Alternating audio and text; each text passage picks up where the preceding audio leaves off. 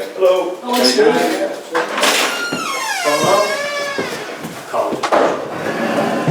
Change the room? Yeah. Don't have to carry everything up the steps? Yeah. See, looking after you guys? Yeah, thank you. No aircon though. Oh, come on, what's next, You're in the mud now. Sarah's back. Yeah. Welcome back. How are you? Alright? Good, thank you. Very good.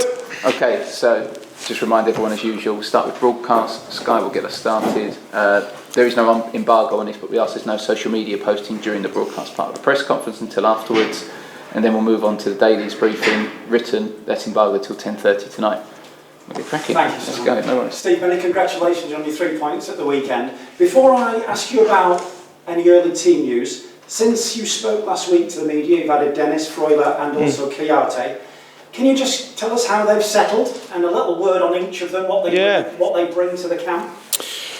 Well, it's been a good training week, obviously with no midweek games. We've been able to get a lot of training done, and that's obviously what any new player wants to do, is firstly get out on the training pitch and obviously get involved in match days. So it's been great to get them out on the grass, and that's where they start bonding with teammates. That's where they start bonding with staff. So yeah, delighted in all three of them joining us. Everyone has a different story and how they come here, where they come from, and those three are a good example of that. But the three players that we want, a real good mixture of experience, excitement. See Dennis playing at the top end of the pitch, and can be a real game changer and a match winner, and showed that really good moments last year at Watford. Freuler obviously comes in with a wealth of experience, a lot of games under his belt, both internationally and in Italy, Champions League as well. So he knows his way around the football pitch at the top end, and Kiyate, as we know in the Premier League, has played a lot of games and can play a number of positions and brings great experience and athleticism, obviously with his ability. So a lot's been said obviously about the turnaround in squad and the amount of players that have come in, and I understand that, and we're not going to shy away from explaining why we've had to do what we've had to do. And three good additions and three players we're looking forward to working with. You brought 15 players in. Can we expect any more before the deadline potentially? Yeah, I think there'll definitely be some more ins and outs. I don't know who and how many, which is obviously the next question. So I'm answering that one now. But yeah, I think that there's still the best part of a couple of weeks to go, and still a lot can happen. But it's a bit of a secondary focus, on a day-to-day basis, because you're obviously working with the players that are in the squad that are coming in every day, and we're enjoying our work and building a team and a culture, and continuing with our idea of how we want to play, and our focus will always be day in, day out with the boys that come into work. The 15 players, I'm sure you're delighted with all of them, but one of them that could be so important is a player that had a world-class performance last week, Dean Henderson. Just tell me a little bit about his performance last week, not just his penalty save, but there were some world-class saves in there. Just how important can he be? Well, a goalkeeper obviously is always going to have games where they can be the standout player or one of the standout players, and Dean's obviously showed that last Sunday. It was an important role that he ended up playing, and a massive contribution into us getting the result that we got. And like I say, sometimes you need your keeper to be called upon more than maybe what you'd like, but when they do, if they can be able to play at the level he did last week, then that's obviously an asset to the team.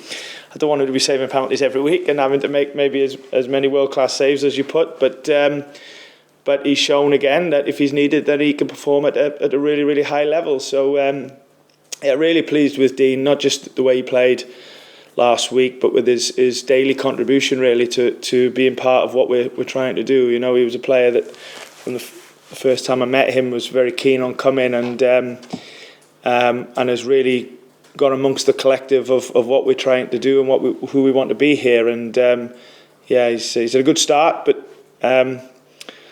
his and mine and everyone else's focus is playing well again on the weekend, and for him keeping a clean sheet.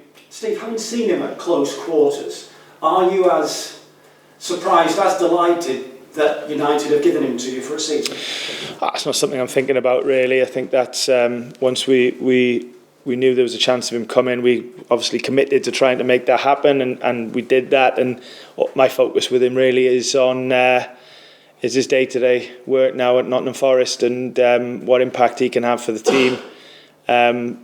Of course, he's a lone player, and his parent club is Manchester United, and we respect that. We respect every lone player that we have. But we treat them like like he's our own, like we did last year with all the loan players. Once you make that commitment to a loan player, you have to treat them like they belong here, and that's what we're doing with Dean. So if he does well for us, which we're hoping he does, and he's had a good start, then there's a lot of people benefiting from it. But the most important ones is obviously himself and Nottingham Forest. Looking ahead to the game at Goodison, any early team news that you can let us in on? Anybody doubtful? And what sort of challenge do you expect from Everton? Well, I think any away game and any game in the Premier League is a tough one, but certainly away, and Goodison Park is a iconic Premier League ground really that creates a good atmosphere. So we've got to go there knowing that will be the case. But we go there with good confidence. We try and only think about ourselves going into these games. Of course, you respect the opponents, and you got to be very aware of the strengths that they have. But you've also got to have a mindset of how you can exploit areas that they may be not as strong in as well, and that will be the case going into the weekend. They obviously got a load of good players, and like I said, any game in the Premier League is a tough one. But we've really got to focus on ourselves. We want to go to the game with our ideas. We want to commit to the game with confidence, and we try and win every game that we play in. And if we could get back-to-back wins early in our Premier League campaign, that will always obviously be a good thing. But it's going to be a really hard challenge on the weekend. Like I said, they've got a lot of experienced and talented players, and it's in their stadium, and it's going to be a really tough game, but one we're really looking forward to. Your thoughts on Frank as a football person, a manager, and a leader? Yeah, well, I've only ever come across him a couple of times, and can only say positive things. When I was at Swansea, we loaned a couple of players from Chelsea, and we had some dialogue in that happening, and then the obviously giving some feedback on how the players were doing, and he was obviously very interested in the young players at the time, Conor Gallagher and Mark Gahey. So yeah, I only got really positive things to say about him. I know a couple of his coaching staff really well as well, and yeah, look forward to going up against him. Two final quick ones from me. What were you doing in 1999? That was the last time that Forest visited Goodison and actually won 1-0. Pierre van Hooydonk. I just wondered what you were doing back in 1999, coaching? No, I was playing and failing being a player at Wrexham. So, God, 1999, yeah, I was a young, trying to be an aspiring footballer at Wrexham, but it didn't last that long, unfortunately. And just finally, from me, we're all in this game, whatever role we are, because of the feeling that football gives to you. Just describe that feeling last weekend when you stepped out, the City ground, full house, incredible, unique atmosphere, and also to get those 3 points under your belt early, particularly with such a tough start. Yeah, I think that it was more about the feeling for the supporters than anybody else, and we talked before the game about more than one generation of supporter that's in our stadium, and what they might have lived as being a supporter. So there would have been some supporters seeing Premier League football for the first time, some that were here in the glory days, and the ones in between. So it was any positive feelings that last week gave us. Our first home game back in the Premier League was first and foremost about the supporters.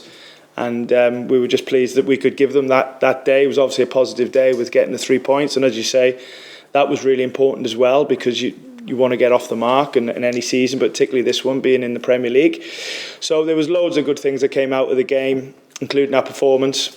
And, a lot that we can be proud of. But at the same time, also we need to look at the bits that didn't go so well, and we need to improve on and take it into the sort of cycle of preparation for the next game, which is what we've done, and that's where our focus is now, on Everton. But yeah, first home game back in the Premier League was always going to be a really important one, and luckily it was a good day. Good You too. Thanks. Pete? Hey Pete, you all right? Yeah, good thanks. Good. Do you think it's in your players' minds, or do you put it in their minds, that they're almost playing to keep the likes of Dean Henderson at Forest, because stay up, have a good season, it most likely could be preferable to stay here than go back to Manchester? We're not thinking that far ahead, and we certainly don't think about any individual careers or successes or failures. We are a team. We are a club that is together, players, staff, supporters, and I often say there's we don't have hierarchy here. We only have togetherness and like I said, collectiveness, and that's how we feel we can succeed or give us the best chance of succeeding. So it's not something I think about, Pete, to be honest. All I think is about how we can be the team that we want to be, game in, game out, and the preparation it takes to be that team. If the team does well, then everybody benefits, and that. But that's just the fallout of success, and that's what we're aiming to do. But a lot of hard work to be done before them things happen, and not looking too far ahead. Like I said, game by game, day by day, and if we stick to our plan, our way of working, really commit to it, believe in it as we do, then we'll see where it takes us. The goal that wasn't last week, and the arrival of Dennis. Have you seen a confidence amongst your forwards in front of the goal? Yeah, and for sure, we to achieve in this league, you need to be able to score a goal or two. There's no doubt about that. And we had great success last season with the amount of goals that we scored and the variety of goals we scored and the different goal scorers. And that was a good reminder of, like I said, how important goal scoring is. Of course, is the most important thing in a game. But it's how you do it is the stuff that you really need to work on. And sometimes you just need players that are good at putting the ball in the net. So yes, we are aware, that we need to be able to continue to create and score, a good number of, or enough number of chances to give ourselves opportunity to win games. So like you said, with players like Dennis, adding to the attacking players who already have, it's hopefully a positive situation. But no guarantees. You've got to earn the right. Got to earn the right to work your way up the pitch with the ball. You have to earn the right to get the right numbers up there, and then in the end, do the most difficult thing of creating and scoring a goal. But yeah, to do that, you need good options, and we're starting to have that now. Many question the amount of players coming in and whether they could gel, settle. Watch the game last week and the first game.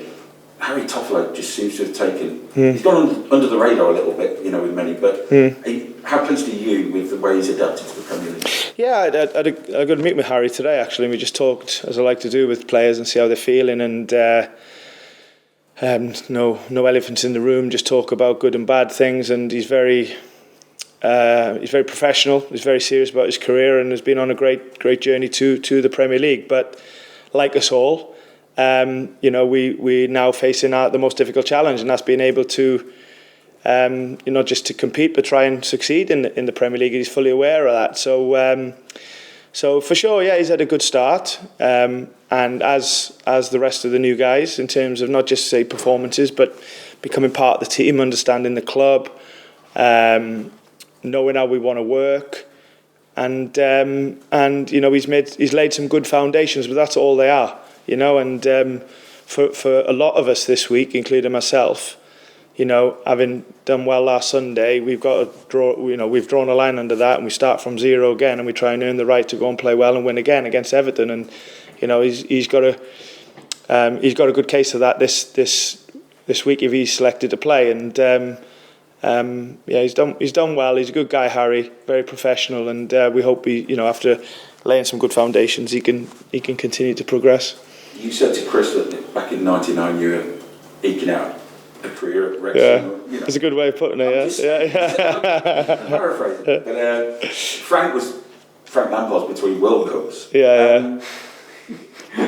I'm just saying. I've said nothing. I'm drawing no comparisons here. But here you are now going to meet this weekend. Why is everyone laughing? It's him behind Yeah, me. go on.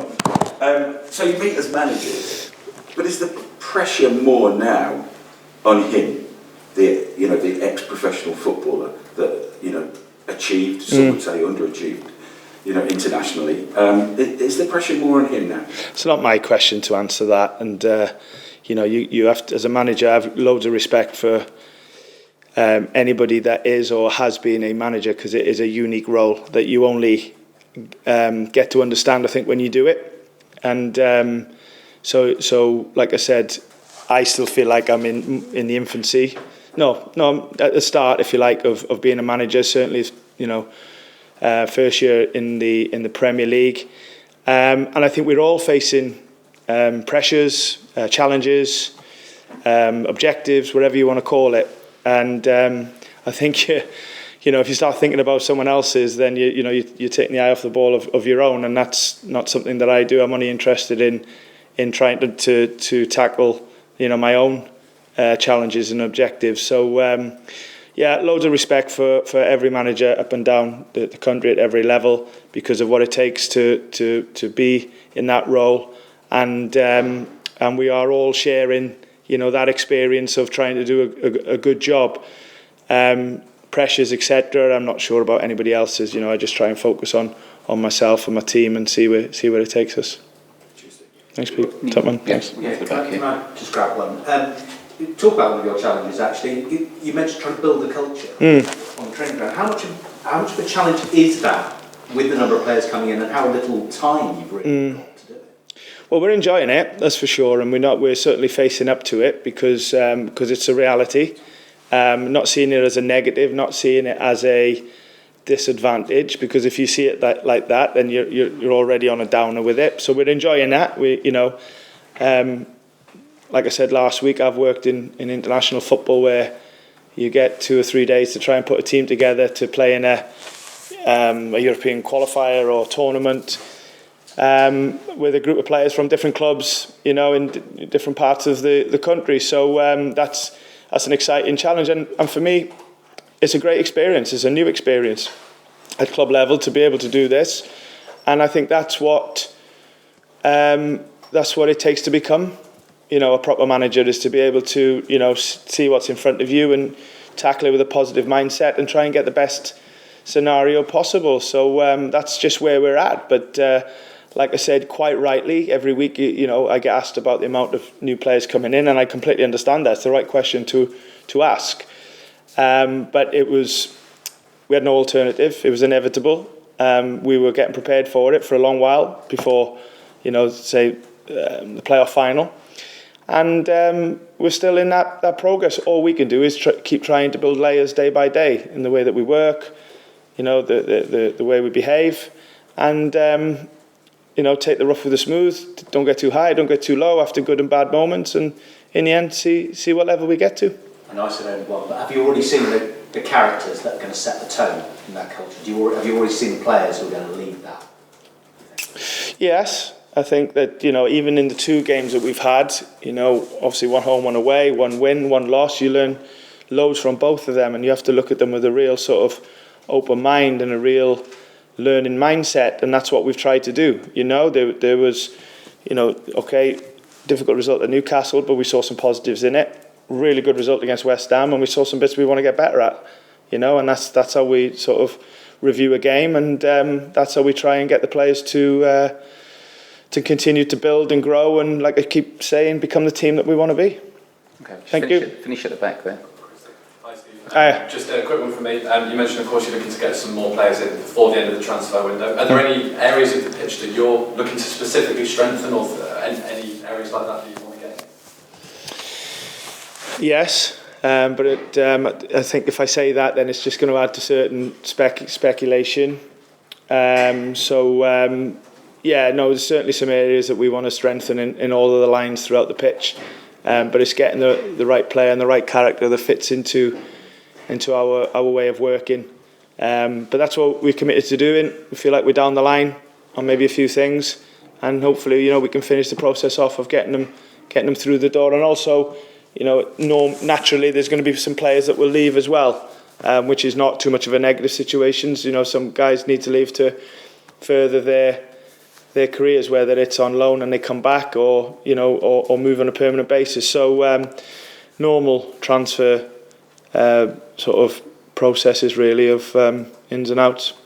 Okay, and I think, do you want one more there? Did you say? Sorry. Just very quick. Just to clarify team news, Steve. Were there any injuries from last weekend?